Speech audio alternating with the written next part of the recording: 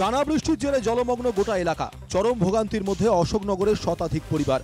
অশোকনগর কল্যাণগড় পুরসভার 15, 16 ও 21 নম্বর ওয়ার্ডের বিভিন্ন অঞ্চল এখনও জলের তলায়। জল নিকাশির পর্যাপ্ত ব্যবস্থা নেই। বাসিন্দাদের অভিযোগ, প্রতি বছর বৃষ্টিতে এই জল যন্ত্রণা ভোগ করতে হয়। প্রশাসনের কাছে স্থায়ী সমাধানের দাবি স্থানীয়দের। ঘরের থেকে বেরাতে পারছি না, না খেতে পারছি না, রান্না করতে পারছি, কিছুই করতে পারছি না। এই এই কতদিনের মধ্যে এই জলের সমস্যা, এই 6 মাসের মধ্যে এই অবস্থা। তা প্রতি বছর ধরেই এরকম হচ্ছে। আমি এই 30 বছর ধরে জলের ভোগ করে যাচ্ছি। জল নিষ্কাশনী ব্যবস্থাটাই আমাদের একটু দুর্বল। এটা আজকে থেকে না, এটা দীর্ঘদিনের সমস্যা। এই কারণেই এটা, তবে আমরা বা পৌরসভা ক্লান্ত পরিশ্রম করছে। নিম্নচাপের বৃষ্টির জেরে ক্ষতিগ্রস্ত ঝাড়গ্রামের বহু এলাকা।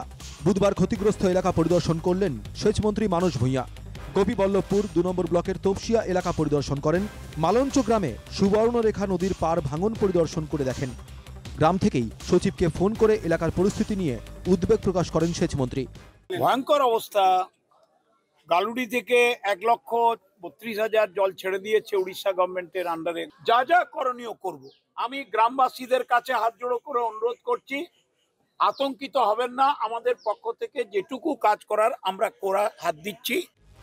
লাগাতার বৃষ্টিতে জল কাদা রাস্তায় নাজেহাল সুন্দরবনের সন্দেশখালী 2 নম্বর ব্লকের কোড়াকাটি গ্রাম পঞ্চায়েতের আতাপুরের আদিবাসী পাড়া। বহুদিন ধরে খারাপ অবস্থায় এলাকার রাস্তা। সুন্দরবনের একাধিক নদী থাকা সত্ত্বেও নিকাশি ব্যবস্থার অবস্থা বেহাল, যে কারণে গ্রামের জমা জল নদীতে যেতে পারে না। এই কারণেই দুর্ভোগে পড়তে হচ্ছে বলে অভিযোগ এলাকাবাসীর। রাস্তাটা ইজি মতো করতে পারেন, কেননা দিনের পর দিন চলে যাচ্ছে, মাসের পর মাস চলে যাচ্ছে, বছরকে বছর চলে যাচ্ছে, কিন্তু মেম্বার প্রধানকে জানিয়ে আমরা এই পর্যন্ত কোনো সুযোগ সুবিধাটা পাইনি। কয়েকদিন ধরে টানা বৃষ্টি দক্ষিণবঙ্গে। জলমগ্ন পরিস্থিতি বিভিন্ন জেলায়।